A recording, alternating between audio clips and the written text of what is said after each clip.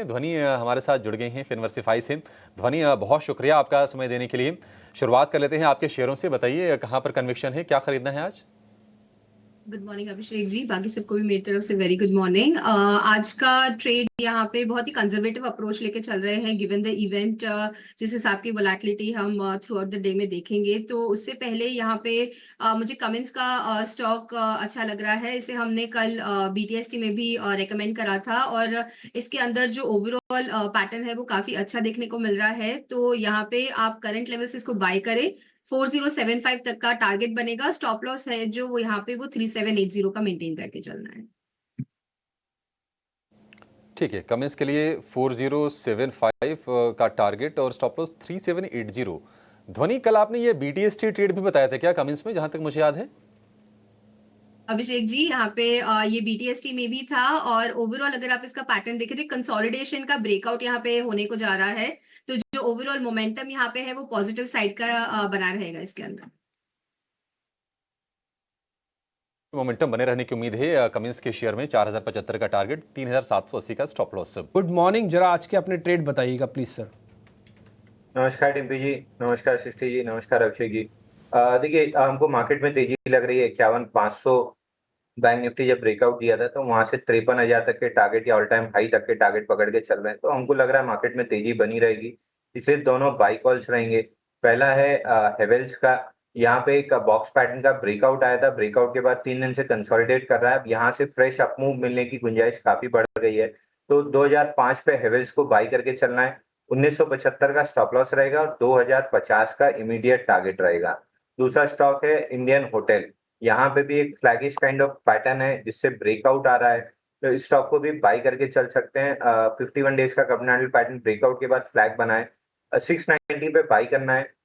680 का stop loss रहेगा और 705 रुपए पे एक फिबोनाची एक्सटेंशन का रेजिस्टेंस है।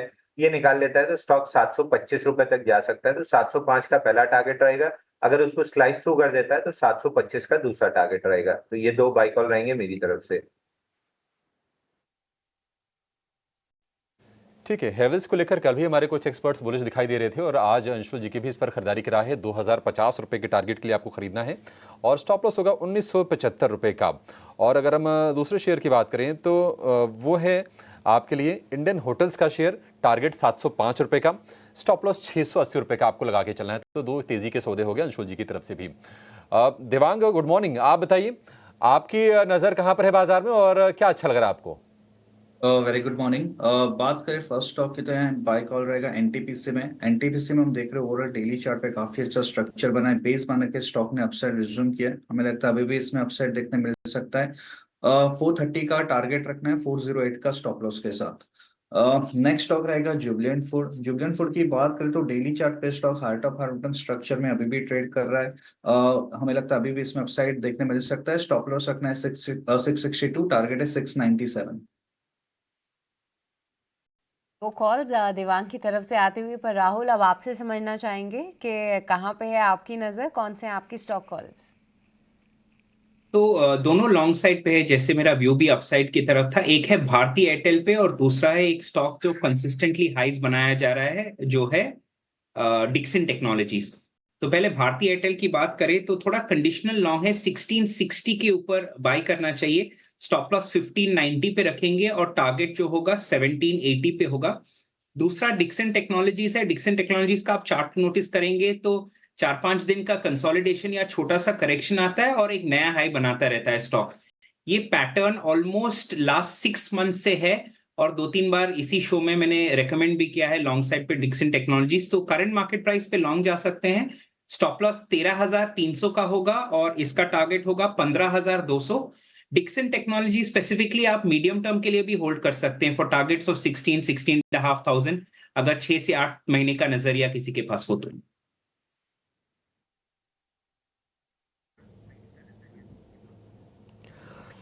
ठीक है, तो ये सबके शेयर्स हो गए। एक बार जरा मैं वापस से रिपीट भी करा देता हूँ। पहले जरा लेके आइए सर के ट्रेड। डिक्सन टेक्नोलॉजी तो खैर इंटरेस्टिंग है ही, और भारती एयरटेल भी आज ट्रेड है राहुल घोष की तरफ से। अंशुल जैन के ट्रेड भी आपको स्क्रीन पे दिखेंगे। उसमें एक इंडियन होटल्स का एक शेयर होगा जिस पे आपको ध्यान रखना है। इंडियन होटल्स में वो टारगेट आपको अच्छा सा दे रहे हैं और उसमें आपका जो टारगेट बनेगा वो करीब 705 का। हेवल्स उनकी लिस्ट में है 2050। सेलेक्टिव होना चाहते हैं तो हेवल्स पे ज़्यादा ध्यान रखिएगा। और भारतीय एयरटेल भी मेरे को काफ़ी ठीक लगा।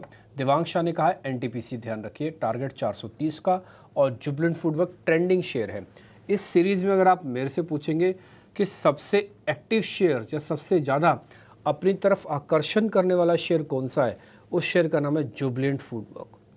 इसकी पिछले महीने की क्लोजिंग और इस सीरीज़ के अंदर की ओपनिंग ही सिर्फ देखने लायक थी, समझने लायक थी। तो जुबलेंट फूडवर्क 697 ऑलरेडी आ चुका है, 662 का आपका 697 का टारगेट है, 662 का आपका स्टॉप है। सारे ट्रेड आपने नोटिस कर लिए होंगे। आपने देखा कि बजाज ऑटो के साथ साथ हीरो मोटो के शेयर ने भी नया रिकॉर्ड बनाया। इनफैक्ट निफ्टी के टॉप गेनर में ये शेयर शुमार रहा। हीरो मोटो में तेजी के ट्रिगर्स क्या हैं, क्यों ये शेयर दौड़ रहा है, ये बताने के लिए हमारी सहयोगी सृष्टि जुड़ गई हैं कुछ खास रिसर्च लेकर। सृष्टि, बताइए क्या ट्रिगर्स बन रहे हैं। जी हाँ, हीरो मोटो का शेयर में जोरदार तेजी देखने को मिली। आप साल की शुरुआत से लेकर अब तक देखें तो 45% की तेजी इस पर्टिकुलर काउंटर ने दिखा दी है। पर अगर हम पिछले 4 साल में देखें, यानी कि कोविड के बाद की अगर हम तेजी देखें, तो इस हीरो की एंट्री में थोड़ा सा अब जाके क्लाइमैक्स के पास हम आते हुए पहुंचे हैं, क्योंकि आप देखेंगे कि बजाज ऑटो, टीवीएस मोटर्स यानी मार्च 2020 के लोस के बाद अगर हम देखें तो ये स्टॉक में लगभग चार गुना ये काउंटर हुआ है। पर इसके मुकाबले टीवीएस मोटर्स और बजाज ऑटो के शेयर ने 6 से 9 गुना तक के रिटर्न्स दिए हैं।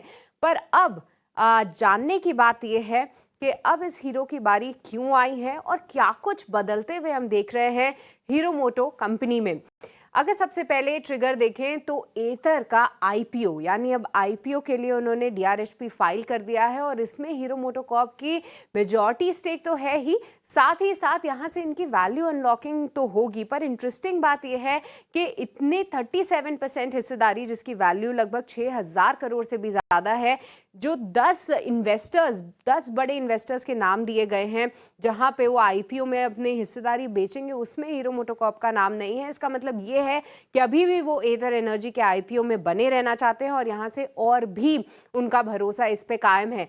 दूसरा बड़ा ट्रिगर जो कि एक वैल्यू अनलॉकिंग के लिए साबित हो रहा है वो है हीरो फिनकॉर्प का आईपीओ। यहां पर भी नजर है, क्योंकि इससे भी वैल्यू अनलॉकिंग होगी, क्योंकि हीरो मोटोकॉर्प का यहां पे 40% स्टेक है।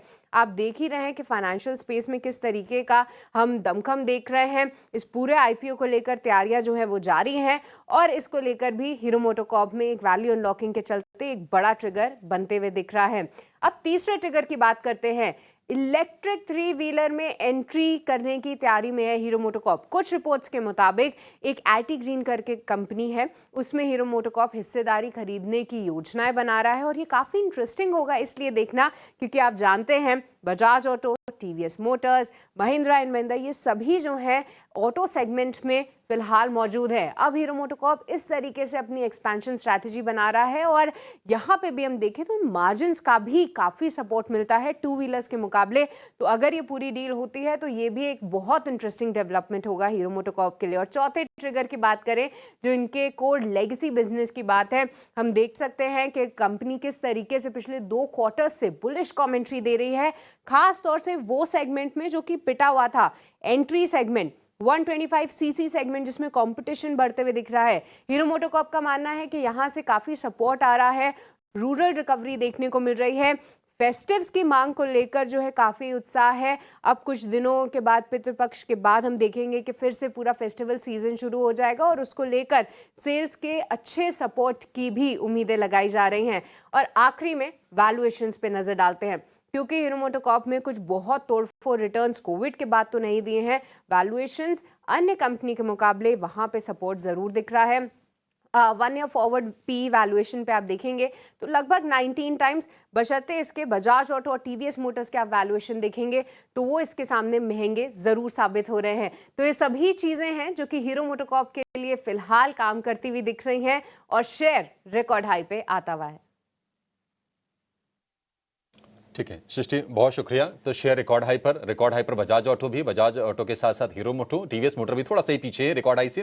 कंफ्यूजन थोड़ा ज्यादा है अंशुल जी, अब तो और कंफ्यूजन बढ़ गया। मतलब हीरो मोटो में तो वैल्यूएशन वाला भी ट्रिगर है कि सस्ता है वो, इसके चार्ट्स क्या कह रहे हैं और तीनों में से सबसे बेहतर क्या है, एक छोटा सा आंसर चाहेंगे आपसे। देखिए अभिषेक जी, तीनों में सबसे बेहतर है हीरो मोटोकॉर्प। कल के सेशन में ब्रेकआउट आया है 62 दिन के कप एंड हैंडल पैटर्न से। स्टैंडर्ड डिस्क्लेमर दे दूं, कल हमने अपने क्लाइंट्स को लॉन्ग रिकमेंड कराया है। यहाँ से हमें टारगेट 6250 का पहला लग रहा है, उसके ऊपर 6500 जा सकता है। बाकी स्टॉक्स ब्रेकआउट लेके एक्सटेंड हो चुके हैं। हीरो मोटोकॉर्प जस्ट ब्रेकआउट दे रहा है, तो फ्रेश ट्रेड लेना है ऑटो सेक्टर में तो हीरो मोटोकॉर्प में लेना चाहिए। ठीक है, हीरो मोटोकॉर्प ये बेहतर लग रहा है, वैल्यूएशन भी बेहतर है, चार्ट्स भी अच्छे हैं और टारगेट्स आपको अंशुल जी ने बता दिए हैं।